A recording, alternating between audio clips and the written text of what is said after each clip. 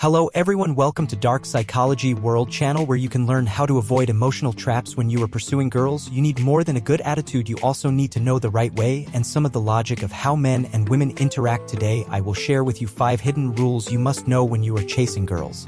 First, control her psychological expectations of you. Psychological expectations are hard to change. Once she sets her psychological expectations for you, you can only do better to get positive feedback. For example, before dating you keep saying that you are very handsome, very stylish, but when you meet her in person she finds out you are not that great, then she will be very disappointed. She might even feel cheated. But if you told her you were not handsome before the date but she still agreed to go out with you, and when you met her she realized that you are very handsome, it exceeded her psychological expectations, then she will keep complimenting you. She might even become very enthusiastic. It's the same with being nice to her. If you keep being nice to her, then one day when you can't take it anymore you suddenly become less nice to her than before. She will think you have changed. So how do you solve the problem of psychological expectations?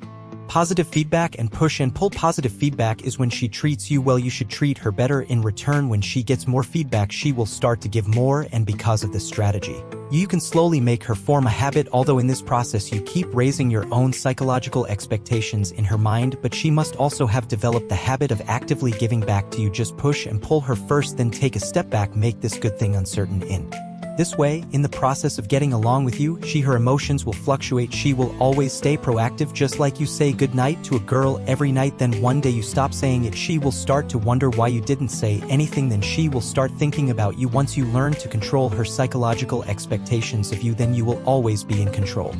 Second, don't ask. If you ask, then you can't do it. There are some things you can do but can't say it. As long as she doesn't object you can assume it's okay. Let me give you a simple example. When you are on a date you want to hold a girl's hand, just go ahead and do it. If she pulls away and struggles, that means she is rejecting you. But what if she doesn't resist? That means there is no strong resistance. You can take that as a yes. And if you go up and ask her, can I hold you? The answer is always no, and she said it with her mouth. Then if you try to grab her anyway you will definitely be turned down. You might even end up in a situation where you can't do anything. Actually, if you want to do something to a girl but you are afraid of her resistance, you can try a fake move. First test her, then slowly make real moves. Just like holding hands, you can do it while crossing the street or in a crowded place. Give her a quick hand, test her reaction. If she resists you just say that there are too many people, you are afraid you will lose her. If she doesn't resist, then you can assume you can hold it all the time. Sometimes girls are actually giving you a chance to do something to her. A girl goes out with you alone 2 or 3 times, how can she not be interested in you? When you date late at night and she still doesn't want to leave on her own, what do you think she is thinking? At this time, you just need to be brave and do it. She probably won't resist. The third one is to be courageous. The coward will starve to death many times. The reason for your failure is fear of competition, fear of failure, afraid of embarrassment. But often when many people are afraid, if you dare to stand up, then you can get it. Like in school, the teacher asked the students to run for class president. Are you afraid to stand up at this time?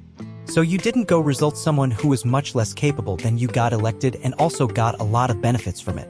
When we are choosing a mate we often think about competitors, but actually your imaginary competitor is completely different from the real competitor. You need to know when you are afraid of your competitors, often your competitors are also worried about you. There are many single girls among beautiful girls. The number of their suitors is a lot less than you think because everyone thinks there are too many people chasing her, afraid of not being able to compete.